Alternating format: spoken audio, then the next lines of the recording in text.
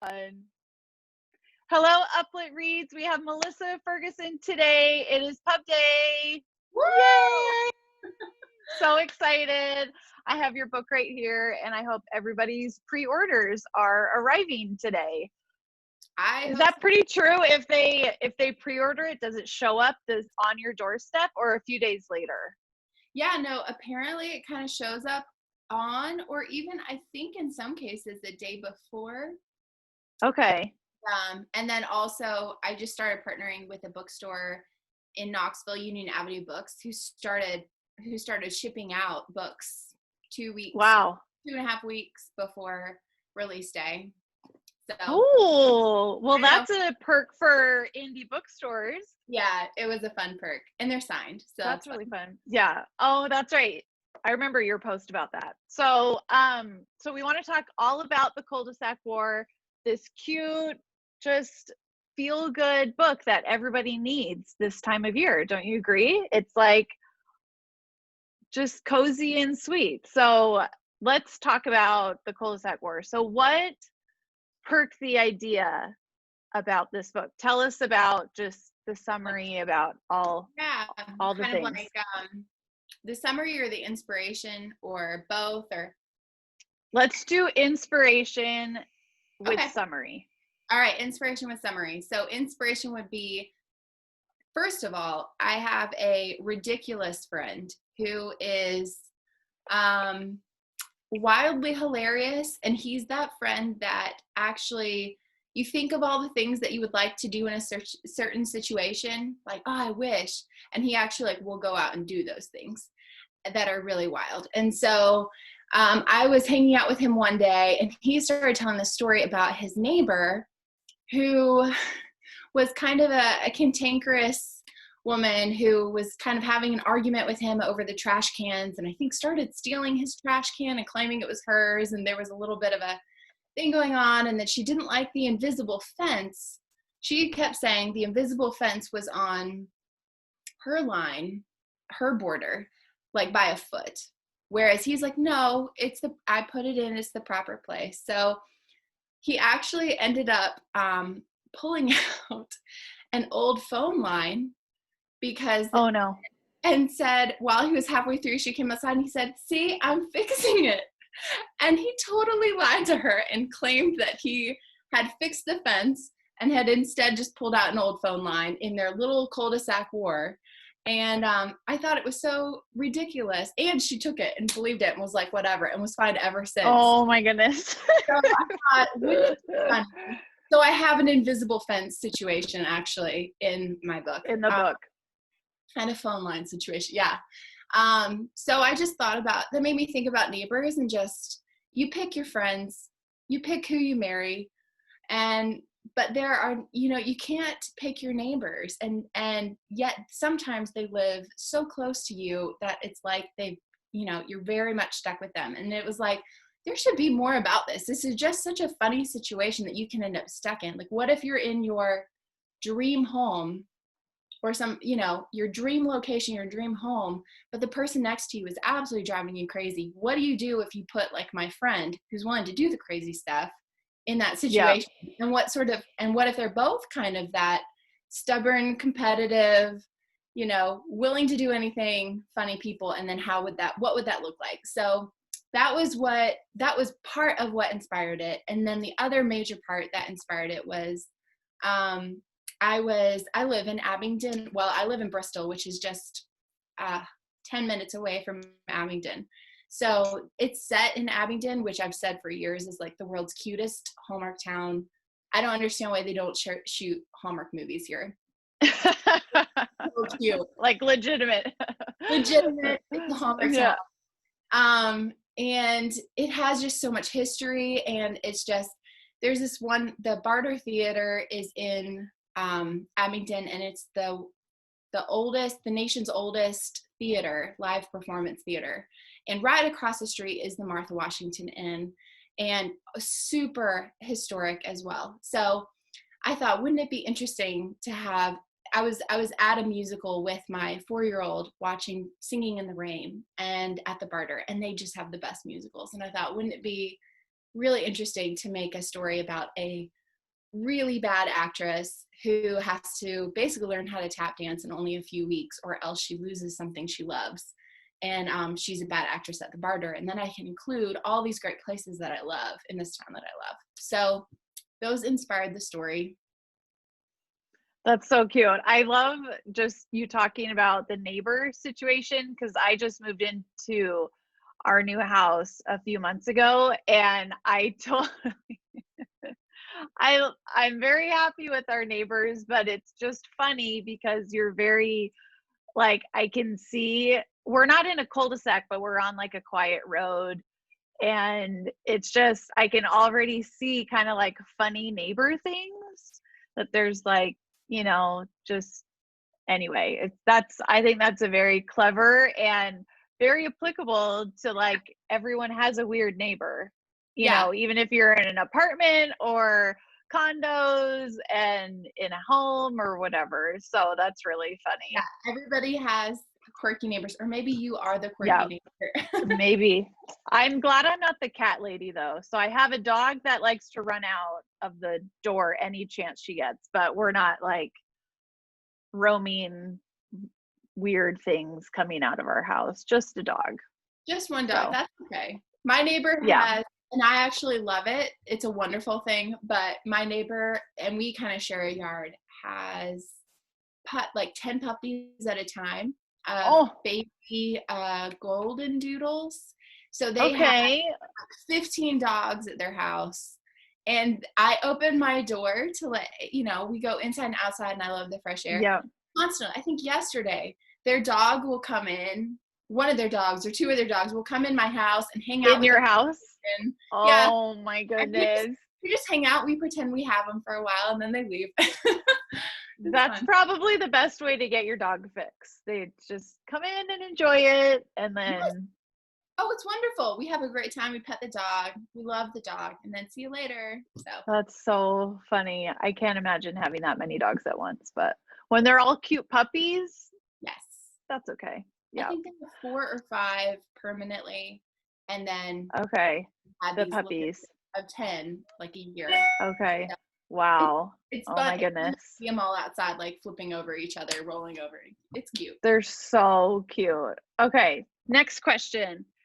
So how did you, because I read your first book, The Dating Charade, and I loved it. And I could tell just your way of using humor, but there was definitely in that one just more serious, maybe not going like all the way serious, but like definitely had more meat to it than just like this, very fluffy light book. And it caught me off guard in a good way, that there was just like these real, it made the characters so real.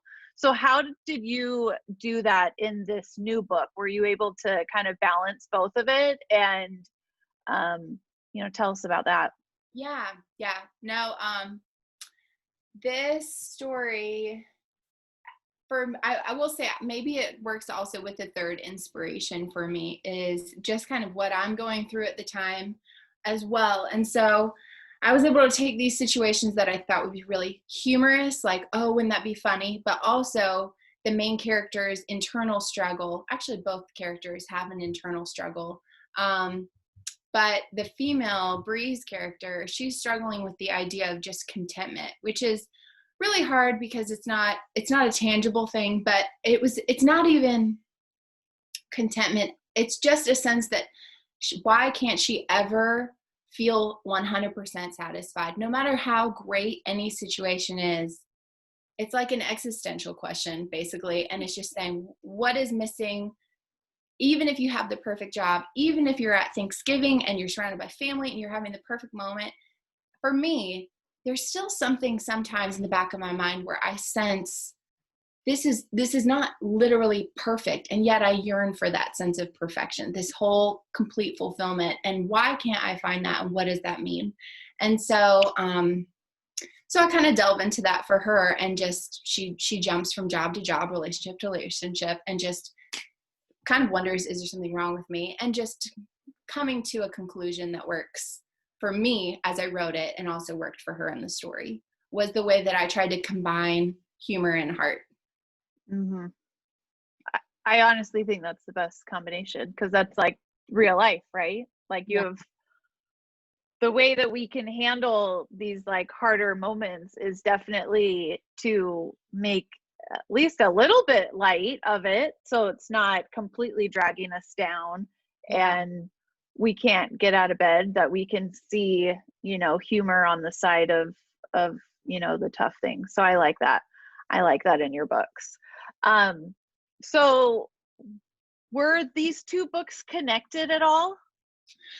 Like, so is there an overlap of characters or storyline? Is it in like the same part of town? This hair, girl. I know I had mine too, and I was like, looky there.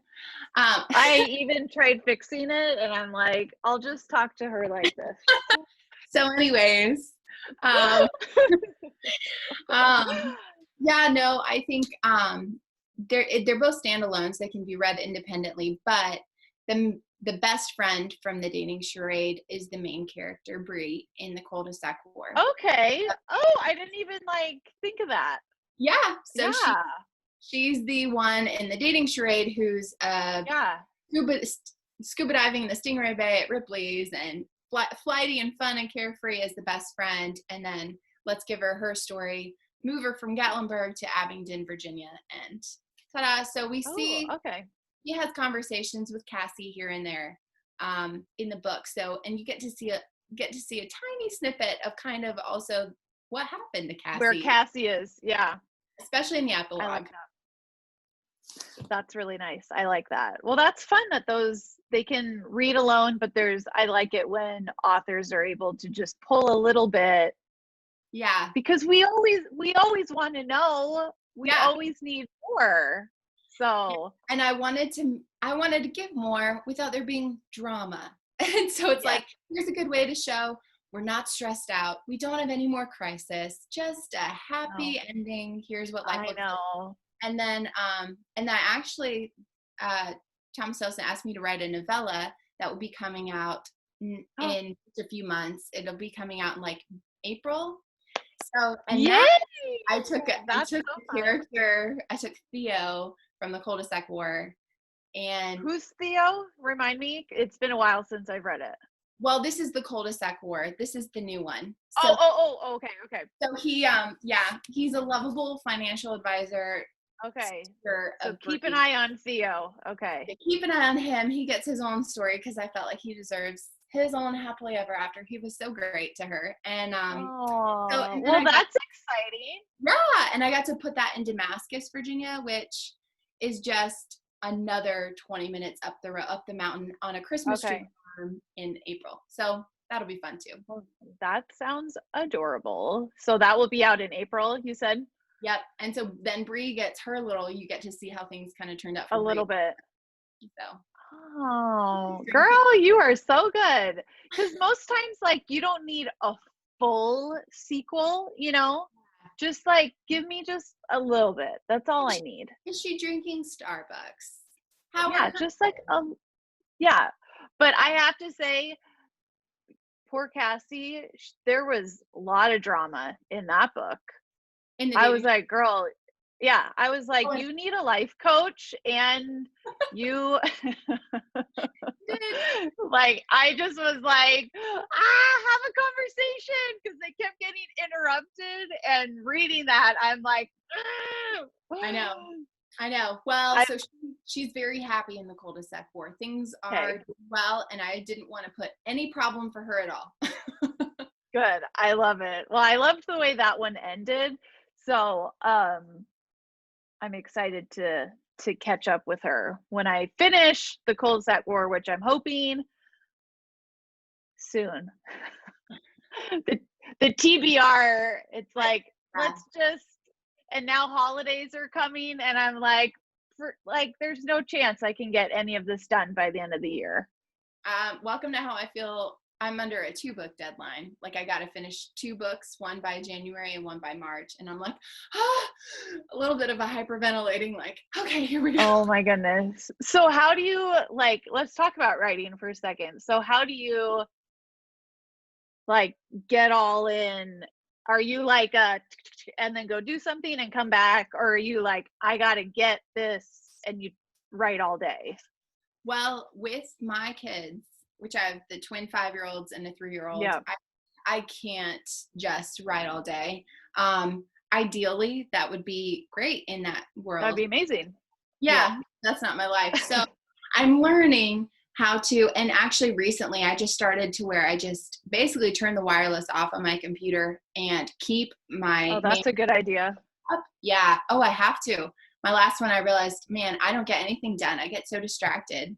You're like, oh, let me look that up. And then you're like, oh, I wonder how so-and-so's doing on Facebook. I know. Like, that's everything. Yes. Oh, yeah. So to the point that I'll even like, because there's so much temptation to be writing. And then, for example, I had one today where it was like, oh, I need to get some really inflated, ridiculous, critical word that is a definition of a word that would be critical, that an editor would use in a manuscript for this new book that I'm writing. And I'm like, I could spend 10 minutes going to do that, but then I'll lose my train of thought and then I'll fall down the hole. So it's like I have to make a mental just XXX and then go back and review all these things. So that's what I'm doing. I just come back and forth to my manuscripts kind of a lot. That's so you have to get that done by January. Yeah. So it'll be fine. It's You can do it. Thanks. We're all rooting for you. You can do it. Well, we could talk all day, and I know we could talk and talk and talk about books and writing and all of the fun things. But before we end, is there anything you'd like to say to just about the book? Any like things to keep, just maybe like a little clue, or any just to your readers about the Cul-de-Sac War? I would say everyone should buy it. That should be I'm trying to think. Everyone should buy it. They're going to. Look at this beautiful cover. Yeah. Oh, I know. I love. This would go into a little stocking. Look at that. Yeah, that's what I want to say. Get it for sure. So are these at Target? Well, they're your Dating Charade. Yeah. Was at Target. It was. Well, and we're actually really excited. This one's going to be at all the Targets. Okay. And the last one was at about 1,000 Targets. So that's okay. It's an improvement. So I'm very excited. But that one's going to be coming into Target December 29th. So the book is out today, but it's still going to be a little while yet. Okay. Well, hopefully we can see you camping out in Targets. I know. I was like, okay, I need to do something. Well, and actually my marketing manager said something like, Target saw your video and they were impressed, or they like gave, because they're also they noticed you. Yeah, they said your efforts did not go unnoticed or something like that. And I was like, does this mean I need to like literally move in? Like, how do I go bigger than a camp chair? Can I move in, please? I'll make a bed with threshold sheets and use all of their like beautiful pillows and cozy up with a book. I'll do it. Yeah. I know. Yeah. I think my thoughts are, I think I want to do a video of me pushing a stroller around Target and just throwing things in my basket and calling it free until some sort of Target employee like tries to stop me, and I'll be like, anyone who tries to stop me, I'll just be like, no, my book is here. I've given them my book, so now I everything. That's just kind of thing. It would be humorous. I don't know. I can see that being a good reel, because reels are like the thing to do. And I love watching your funny videos that you post on your Instagram. They always make me laugh. You're very clever, so I love that. Well, all right. Pub Days here, everybody. Cul-de-Sac War, and get your orders in. I love the independent bookstore idea of. Well, I'm sure they already sold out of your signed copies, right? Well, of that one. Continuously come in. Oh, okay. Copies. So if you ever want a signed copy ever, then you can always go to the store, and it's really not bad. Like the shipping's cheap, and So Okay. Well, I will link that bookstore in this video so that people can head over there and get a copy. Well, thanks for chatting today, and yay for the Cul-de-Sac War and the perfect Christmas stocking gift. There's two. That was like a magic trick because you've always shown one, and then whoo. They're real books. This is not magic. So, all right. Well, thanks for chatting. All right. Thank you. Okay.